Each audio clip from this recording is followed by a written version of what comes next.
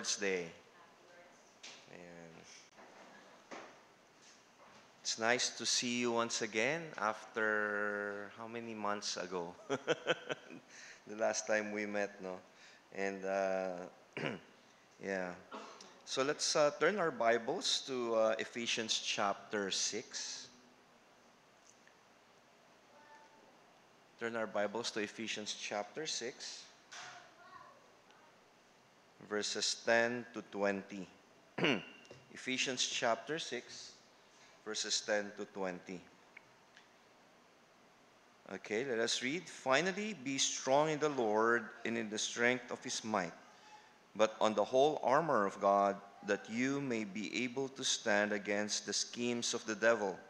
For we do not wrestle against flesh and blood, but against the rulers, against the authorities, against the cosmic powers over this present darkness, against the spiritual forces of evil in the heavenly places.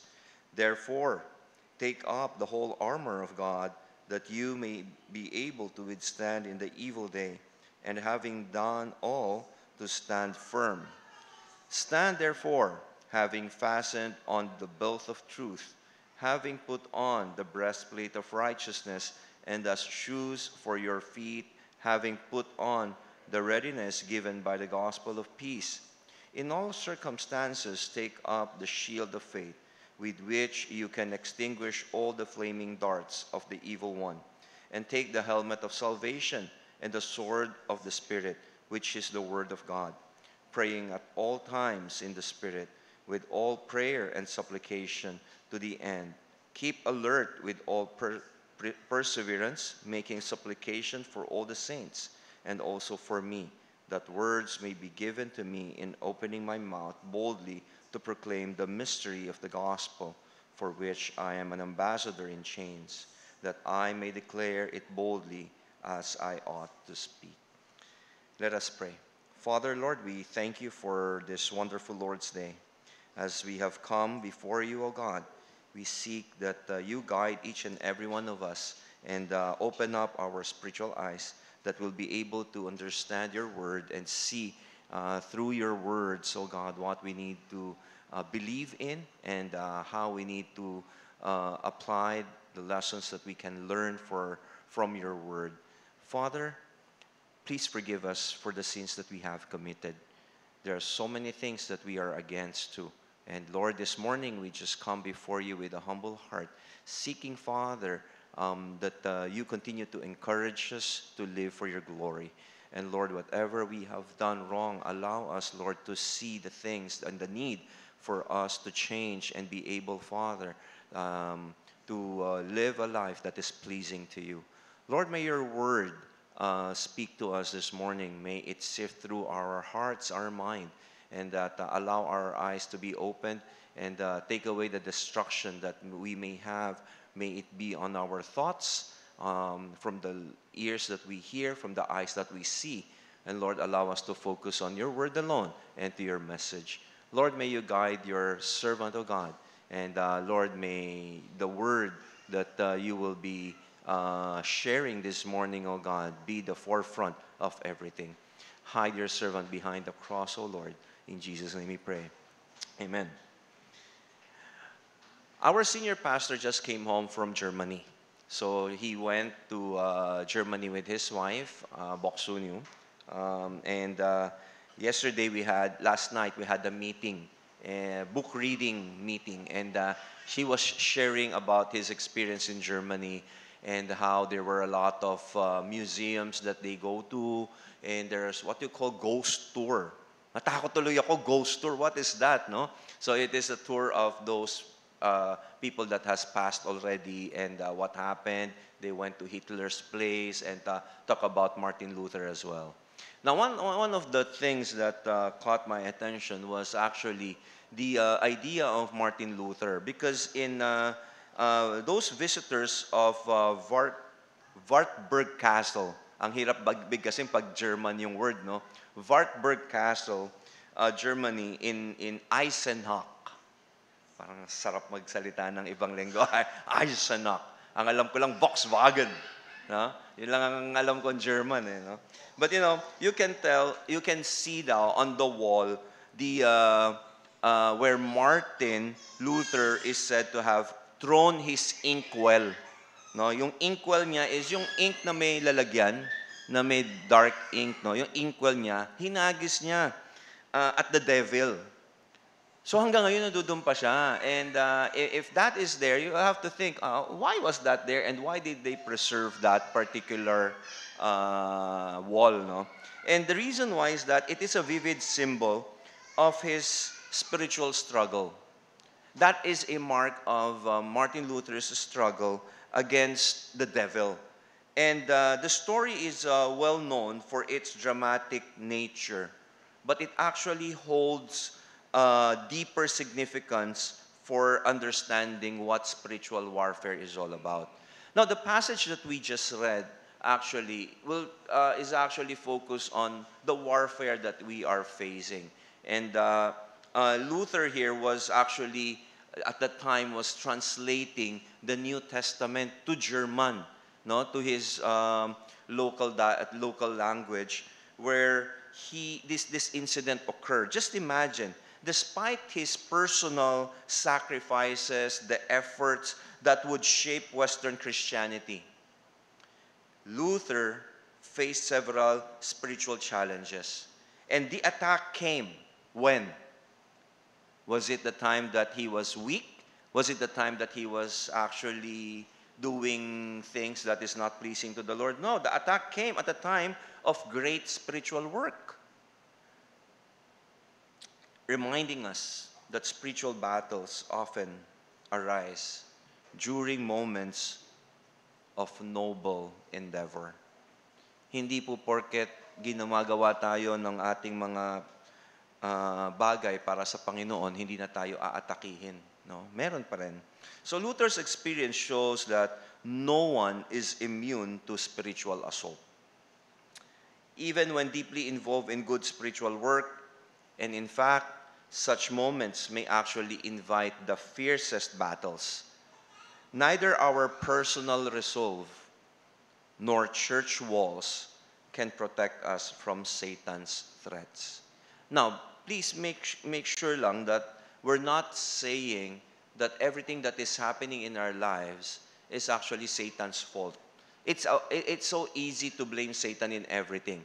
But no, when we talk about spiritual struggle, it's our spiritual within ourselves. When we struggle on things like that, it is actually Satan's threat is coming. But majority of the time, the challenges that we have is actually a battle of our sinful self. Okay? We have to take note of that. However, we cannot discount the spiritual attack, spiritual warfare. It remains relevant in every age. And it is present in different activities of life. Now, the strong boundaries set by the fundamentalism, yung mga taong maraming pag-iingat, no? It's actually weakening today in today's generation. Just imagine, what do we see right now? We have sexual immorality. We have materialism all around us. Gambling, no? Ang dami nating issue about gambling. And other forms of sinful entertainment. These are easily accessible where? Internet, di ba? Online. And to all ages. Wala na masyadong restrictions. And even if you put restrictions, there are some people who will truly do something to take it away. We are being robbed of that fundamental thinking of conservative living. Now, all are liberal. And you see, there is a battle that's going on. We created a culture where we are now creating a culture wherein sin is ever present, even in seemingly respectable lives. Ang dami ng excuses, no? There are a lot of things that are forbidden before. Right now, it's okay. It's acceptable. And these are the things that's going on in our lives. At the same time, shift in family and church dynamics, no? family and church dynamics leave us spiritually uncertain. Um, what do we see in the family, no, as a result? There are a lot of traditional structures like marriage and biblical teaching has removed the constraints that once helped believers resist temptation. As a result, even Christians struggle more to find guidance on how to live godly lives. You know, one of my experience as an educator, the good thing about where the establishment I am in is that our leaders doesn't only value the students. No, I'm in a teaching ministry. So they also value family. And you will see how rampant in the Christian community are the case of legal separation and the case of marital, they call this, uh, yung mga marital, how do you say that? Physical abuse. No? How often is that in the Christian community? A lot. And magugulat ka na lang every time that we tried to, when the couples were very honest, including their children because their children are suffering, they would talk to the leaders, the leader of the school, and then they will talk to us pastors and assign one of us to reach out to them. And then we just realize how difficult it is for them because they grew up in a community, in a family that has a lot of differences, no, in their way of life living. And to the point that the moral consequences is actually persistent in their family. So akala nila tama, mali naman pala. No? There are a lot of things that we think it is okay, but it's not. Now, the moral consequences of our society's freedom are evident. We often find ourselves enslaved to recurring sin and temptation. Pray for freedom from addiction and bad habits. Diba? Ang dami niyan eh. But how do we overcome these powerful impulses that work against our resolve? How? How can we fight against sin and our own weaknesses? You know, many of the Christians today would say, you have to do this, you have to do this, you have to do this. Okay? But actually, if you read the Ephesians chapter 6, very simple. The Apostle Paul said one thing, put on. That's the only verb. Put on the armor of God. Let the armor of God do its job. Who among you here was able to play yung paintball? Anyone experience paintball? Do you know how painful it is to hit the paintball? Ang sakit nun. But every time you play, they will give you a vest to protect. Now, what will you do with the vest? You wear it. Anything after wearing it? None. You trust the vest to protect you. That's it. And then you go for battle.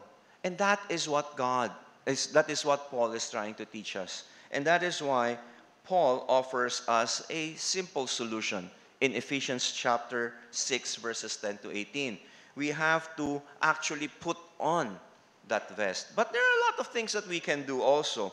Paul equips us for spiritual warfare and assures us that we can stand against the devil's scheme.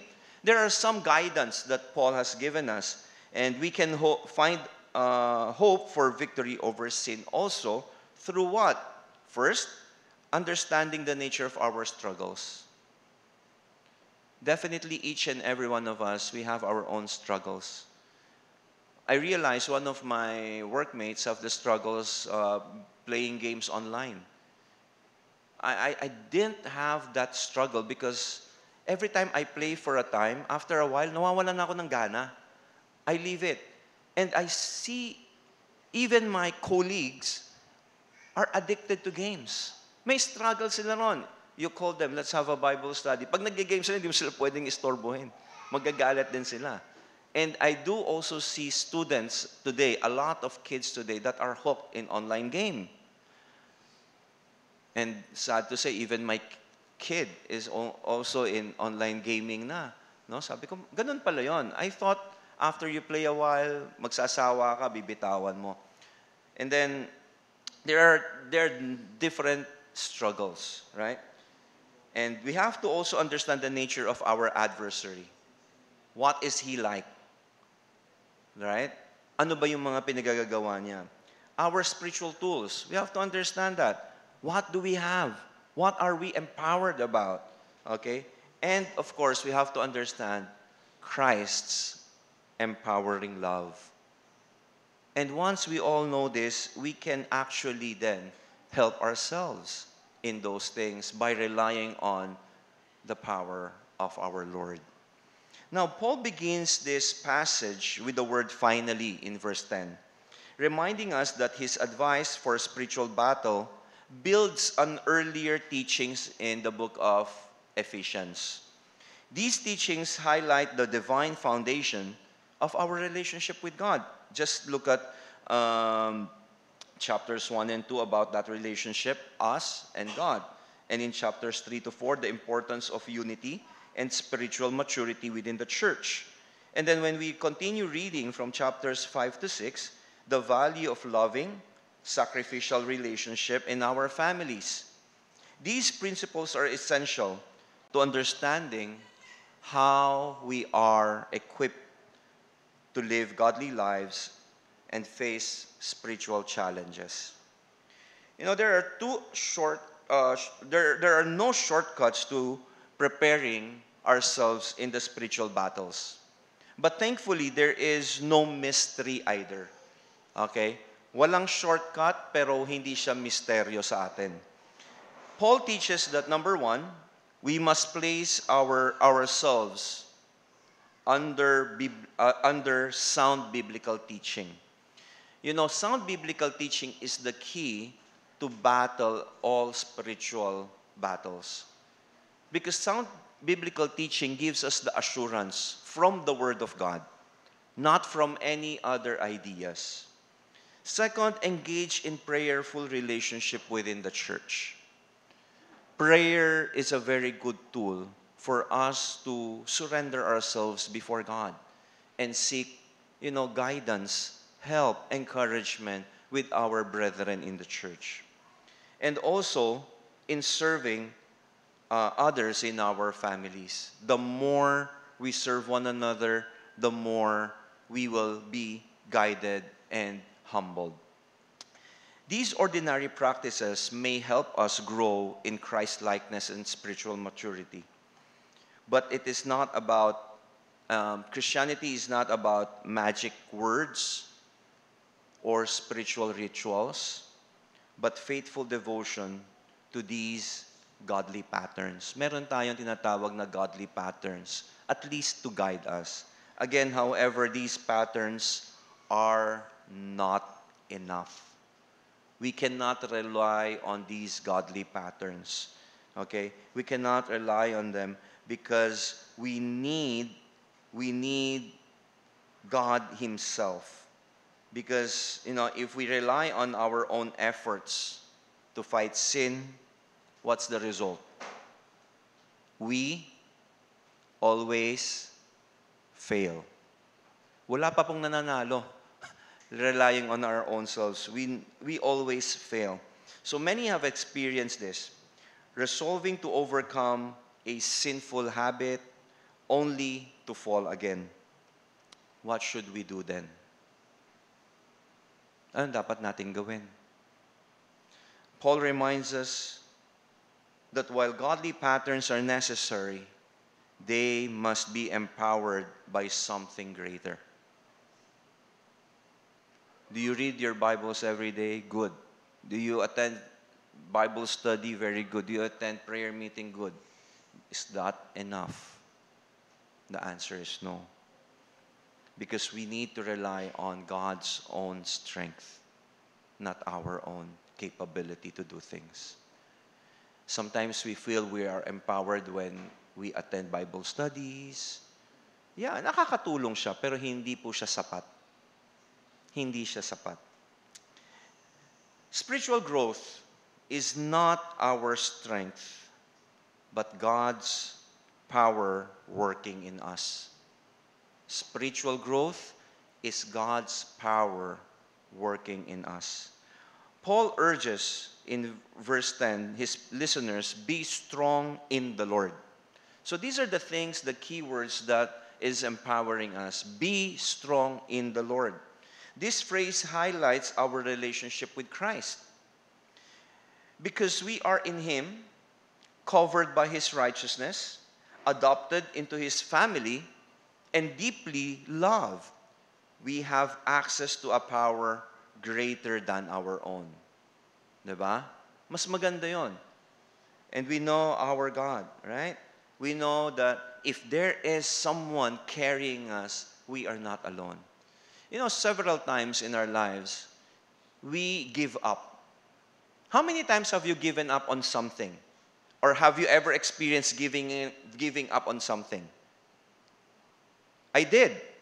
Several times in my life. Kahit mga small work lang, ay, hindi ko na kaya. Ikaw na magtapos niyan. Maraming mga bagay ganun. And so, you know, I would like to share with you one simple example. A small child playing soccer with older kids might get knocked down and want to give up. True or false? True, right? Ang liit niya kalaban niya malalaki di ba? Unless na pagbibigyan siya. But if her father picks her up and carries her, she will rejoin the game with confidence. My kids are athletes.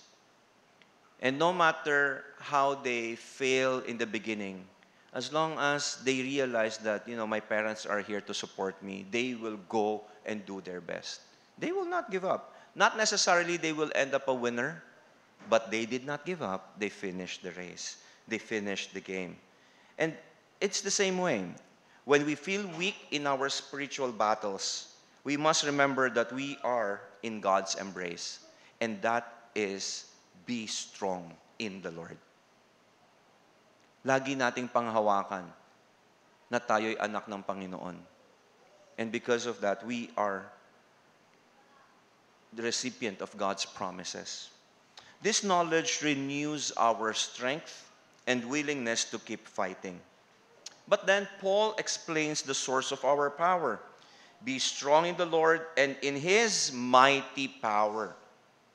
This is not just an extra boost to our strength, but the very power of God Himself to work in us. In chapter 1 of Ephesians, verses 19 to 20, ano bang sinabi ni Paul? Here, Paul describes this power as the same force that raised Christ from the dead, seated Him in heaven. Amazingly, this same power has made us spiritually alive. And this is the same power that raised us to reign with Christ. Ephesians 2:6. This truth is crucial. Why? Because we are not merely battling human struggles. We fight against spiritual foes of darkness. In verse 12, dun sinabi yun. Yet since Christ is above all rulers and authorities, we, being united with Christ, share in His victory. Before Christ saved us, who are we? Where were we? What kind of a person are we? We were described as spiritually dead people, following the ways of this world and under Satan's rule. Now, by God's power, sa kapangyarihan ng Panginoon, we are alive in Christ, no longer objects of wrath, but His beloved children and fellows, citizens of His kingdom. You see our citizenships now. And once you realize that again and again and remind yourself who you are in Christ, that will make us more confident in the Lord than on ourselves. Understanding this transformation helps us grasp the reality. God's mighty work in us. God's mighty work in us. The power that raised Christ is the same power that enables us to stand firm in spiritual battle. You know, our school this year's theme is to stand firm. How fitting is this passage, right? Actually, my manuscript, I gave it to our directress. I said, I was asked to preach this and I want to share this with you. Now, the reason why I share this is because we have this teachers' small group. Okay, every month we meet together. Unfortunately, the application is we have to do something within that spiritual armor that we are wearing. No? Lagi tayo dapat ang gumalaw. Sabi ko parang may malaking problema ata doon. No? And so I gave this particular passage and this particular manuscript to share what the passage is really talking about. It's not our own strength. It's God's strength. Again, I want you to picture when you put on armor and go for battle. You just have to believe that the armor will protect you. As simple as that. No, wag nating pahirapan yung ating sarili. That armor will definitely protect us. So God's resurrection power has made us new creations. Fundamentally different from our unregenerated state. Magkaiba.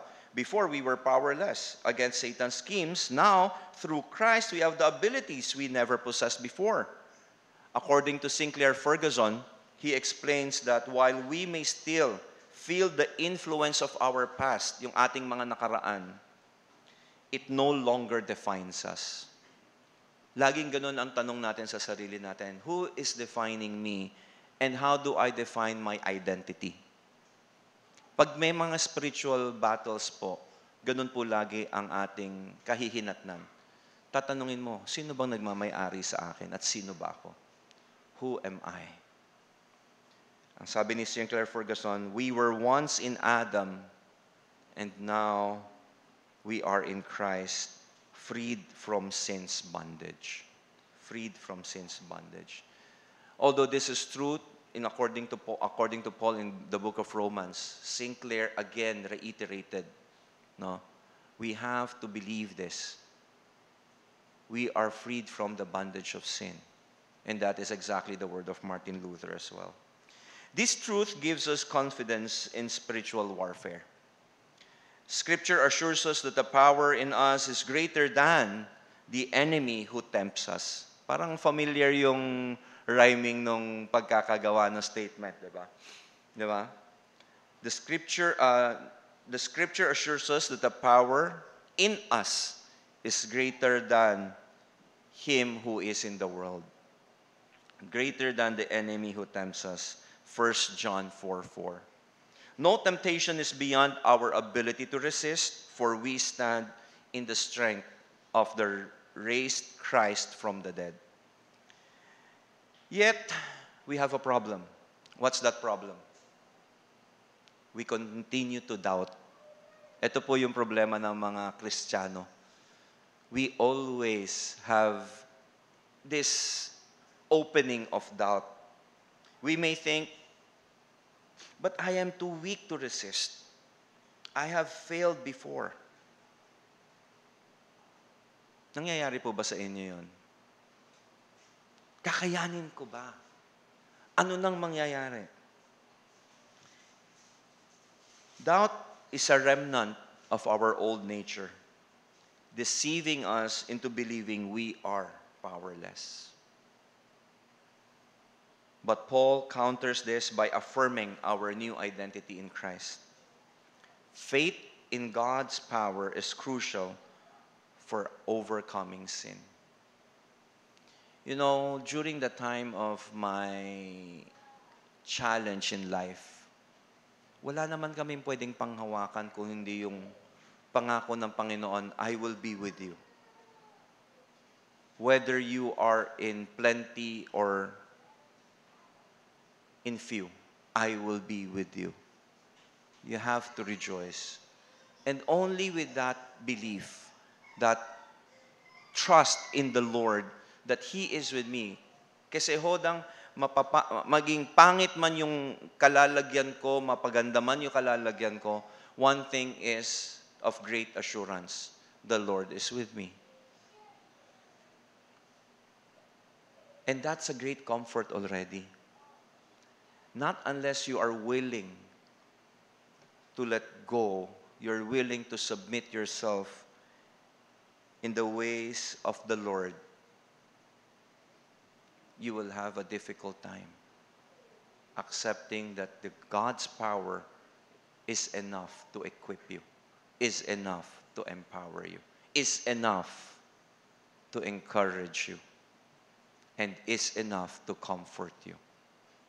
It is that belief, that faith.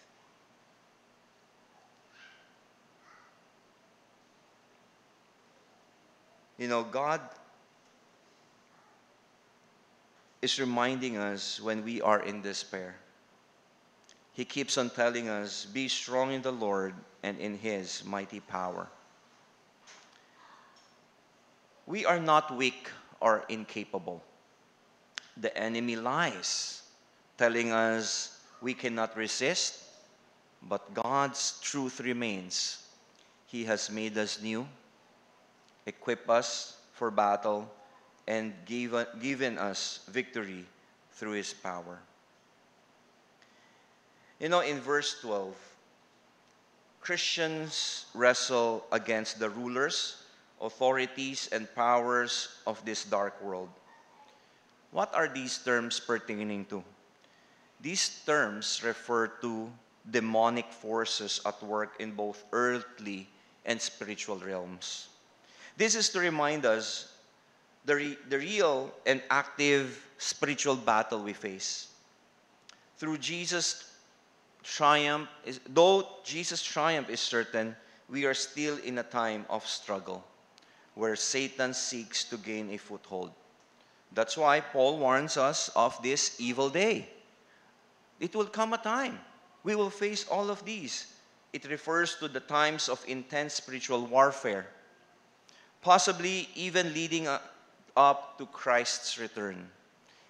Kailan ba nagsimula ang spiritual warfare? Matagal na. Kailan po matatapos? Hanggang sa dumating ang Panginoong Hesukristo. So, will we face spiritual battle? Definitely. Are we in this? Definitely. It's either visible or unseen. We are facing these battles. There are a lot of corrupt leaders, injustices, immoralities, materialism, and deception. Satan is known as a disguised as an angel of light. He blinds people to the destructive nature of sin, convincing them that selfish pursuits bring happiness. Ito yung kalaban natin eh. Akala natin okay lang. And sometimes, even, lalo na ngayon, mag-e-election, even in the decision-making that we have, who to choose, whose leaders to choose, sometimes we are blinded. We know exactly what's going on, but yet, because of the connection, because of our relationship, there's a tendency that you will choose a corrupt person. Why is that? Why is that? That's the battle that we are in today.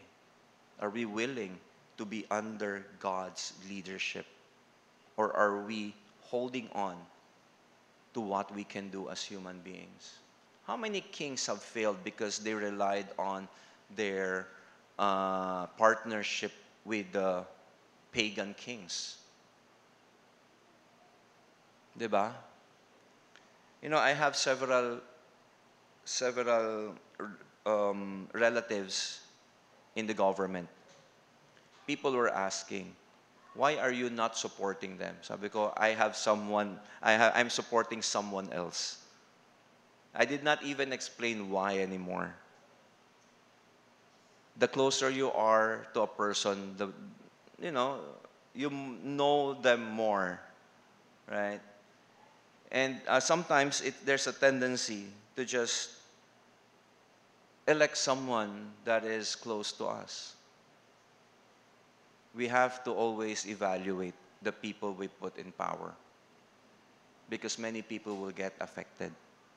And the same rule applies. Are we being deceived because we're focusing on ourselves? That's part of the spiritual battle we are in today. Am I going to be selfish? Or am I going to be patriotic? Or am I going to be godly? These are the things you have to consider. But yet, the battle is not limited to what we see, according to Paul. He describes spiritual forces of evil in the heavenly realms. This unseen realm is what Satan crafts schemes to ensnare hearts, to confuse minds, and to entrap souls. The devil's deception spreads through every sphere of life, both physical and spiritual. Thus, we must remain vigilant, understanding that the battle is real, but so is our victory in Christ is real. Now, what are the different ways where we see deception? These are in our cultural level, family level, and spiritual level. Let's talk about cultural level first.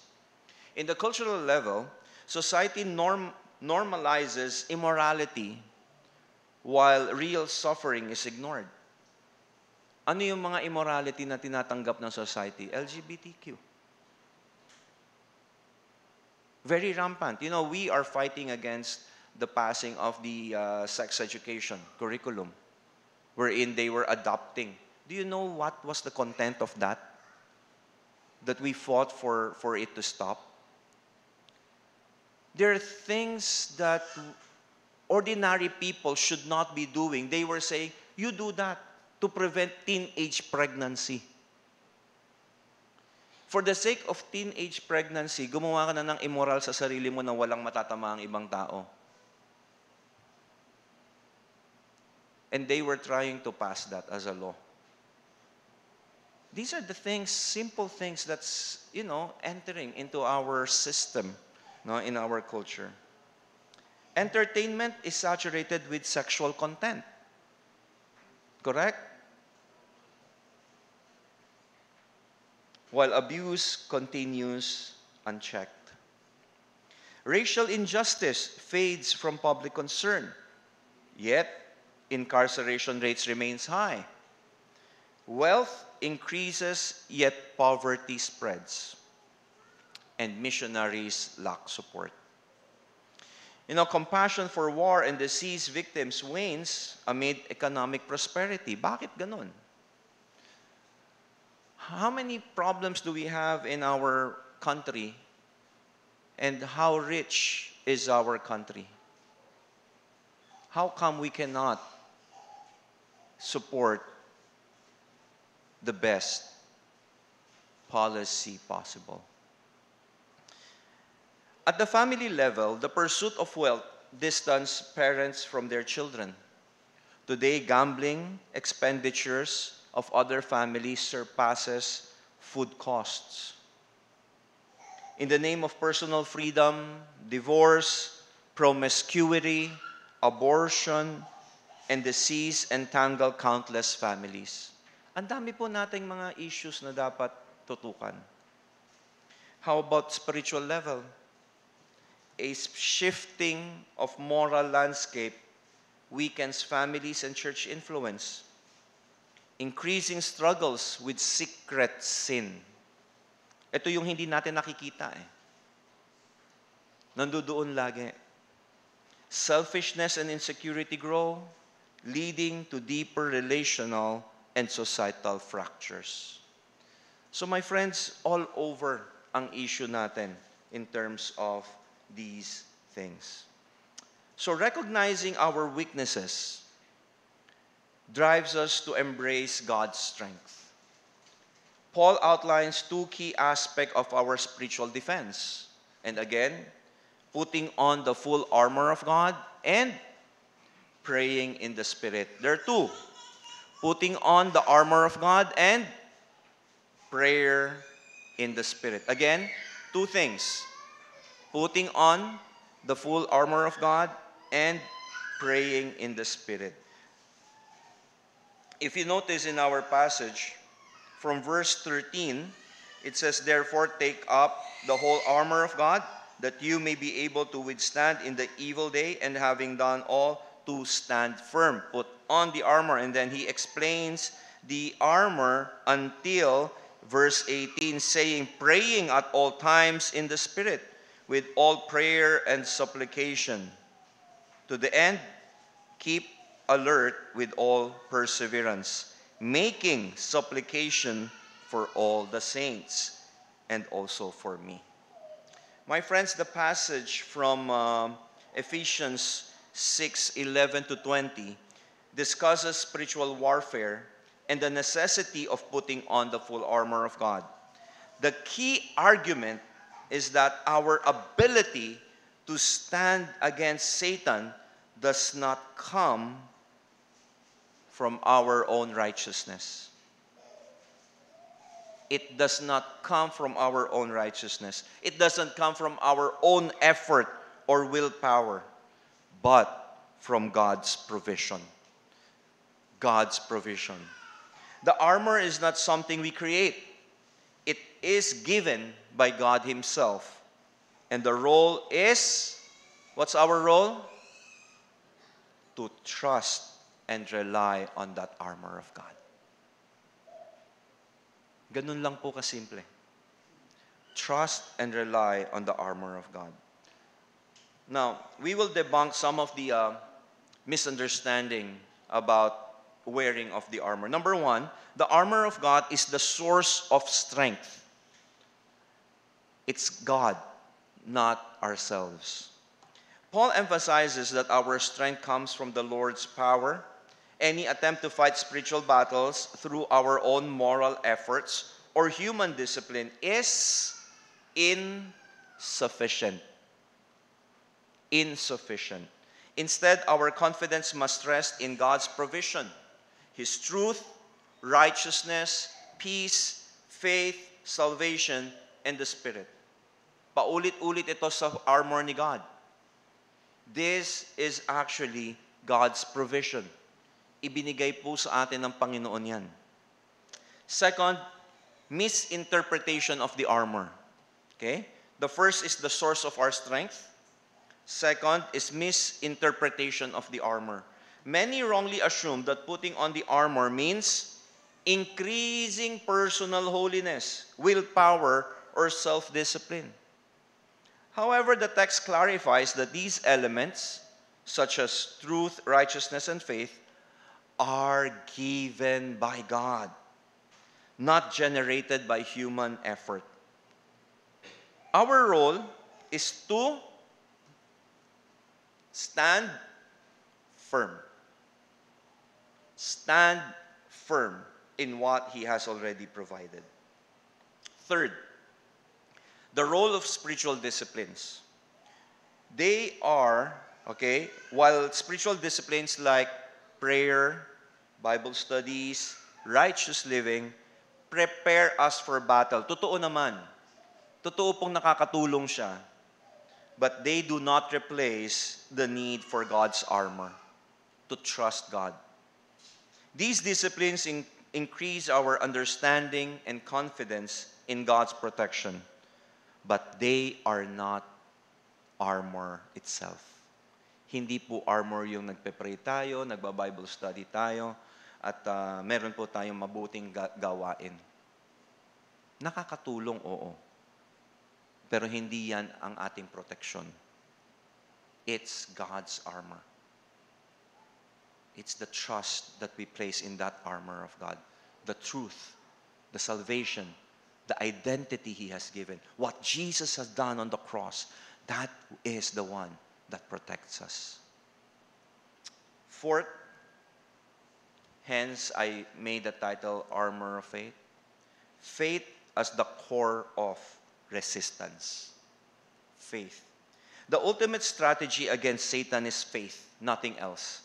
Believing in the sufficiency of Christ's righteousness, God's salvation, and Spirit's power. Satan's primary attack is to instill doubt about God's goodness and sufficiency. Kakayanin ba ng Panginoon? Matutulungan ba niya ako?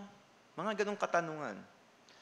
Standing firm means trusting in God's promises rather than our own performance. Trusting in God's promises. And this is a bold step. That's the truth. Hindi po mabilis gawin eh. Di ba lahat ng bagay, basta't kontrolado mo, mabilis paniwalaan kasi alam mong gagawin mo. Pero yung ibang tao ang gagawa para sa'yo, parang hirap ibigay yung 100% trust. And God said, give your trust to me. Believe in what I have done. Believe in what I can do. Just trust, believe. Kaya ang salvation natin is just to believe in the Lord Jesus Christ. That's the promise of God. Will He save us from calamities? Perhaps not. But He will strengthen us to believe that He has a purpose for that. What happened in Thailand and Myanmar? I do believe, there's a possibility there's a Christian who died in that earthquake. How can we stand firm? Only the Lord knows. But we believe in Him. Pastor, that's the hardest thing to say. Yeah, it is hard because it's not our effort. Ganon kahirap ibigay yung iyong pananampalataya. But if you are a true believer, you can do that. That's not impossible. That's not impossible.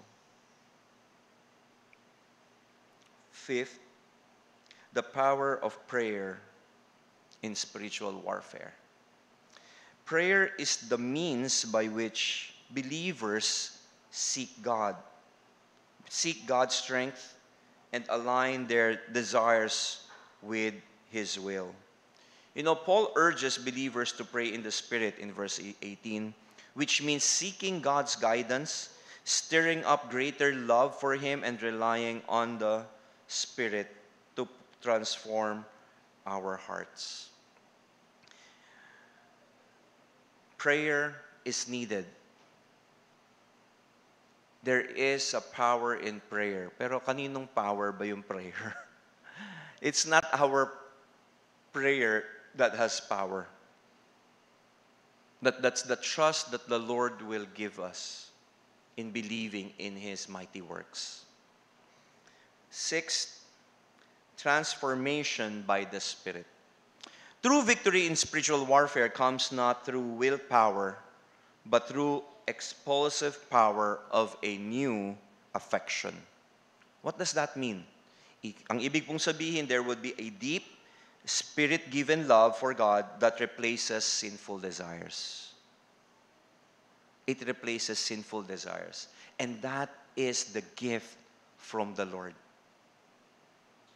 And that is a mark of a person who is a true believer. As the Spirit renews our hearts, we grow in our ability to stand firm against our enemies. So, ang tanong, paano ba ako magiging matibay? Ipagdarasal ko po kayo na maging matibay. Paano ako mag-stand firm sa Panginoon? We have to pray for that because it is the gift of God. But of course, helpful is understanding the Word, being guided by the leaders of the church, and doing the will of the Lord, being obedient to His words.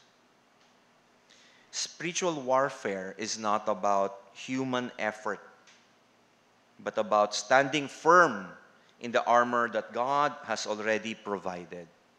Tandaan niyo po yon. Spiritual warfare is about standing firm in the armor that God has already provided. Provisioned na po ng Panginoon. Confidence in His truth, in His righteousness, faith, the salvation He gives, and Spirit enables believers to withstand Satan's attacks.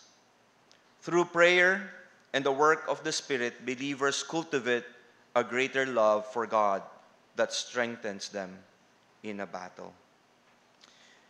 Ito pong pakitandaan nating lahat. We only have to trust God.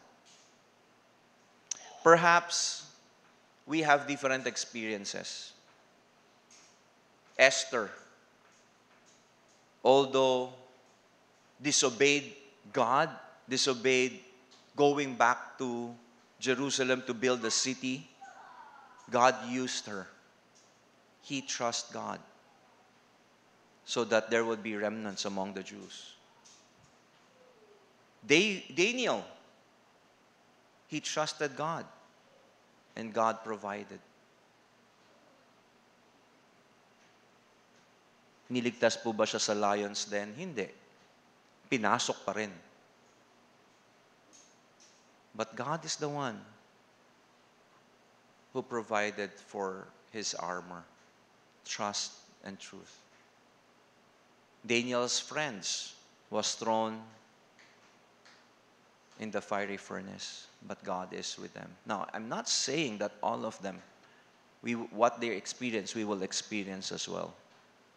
But it is just a testimony that God is real. Trust Him. Trust Him. Believe in Him. Always remember that whenever we live our path in our Christian life, we have a God who always carries us. I love an illustration by this father and son. I don't know if you remember Dick and Ricky Hoyt. Ricky has this cerebral palsy. Baby pa siya, pinanganak siyang may problema na. But his dad actually exposed him to triathlon. So simulang pagkabata niya, they love to run. Ricky enjoyed running, but he cannot run. His dad is the one running and pushing him with a parang stroller ba tawag doon. No? Yan yung inspiration ni Richard niya no? 'Di ba? Nagsuswimming, nasa floater si Ricky, si Dick yung lumalangoy. Imagine, cycling, nasa harap, nakaupo, habang tinatapos nila yung race. And Dick, as a father, should, make sure na maayos yung kanyang pangangatawan to be able to, for both of them, to run all the races. What did Ricky do? Trust in his father. Who did everything? His father. Do you think he would love to sit on the floater while his dad is swimming if he doesn't trust his father? This is an illustration that I really love when it talks about trusting God. Putting on the armor of truth. Whether it's the helmet, the armor, the shoes, we put on that trust and believing that God is sovereign in our lives, in control. We know God knows what's better for us. Just trust God. Let's pray. Dear Heavenly Father, Lord, we thank you, Lord, for reminding us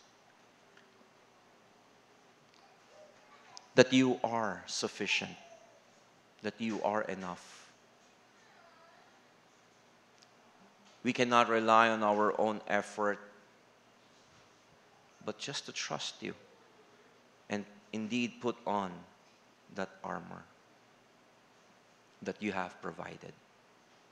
So it is my prayer, Father, for all of us, that you empower us, guide us, and may the Holy Spirit lead us to truly believe in every step of the way that your word, your truth, they are all true. And we can trust you. We can rely on you. May you guide each and every one of us to champion our challenges in life, whether it is a physical or spiritual battle. We just have to trust that indeed you are with us, Emmanuel. In Jesus' name we pray. Amen. Amen.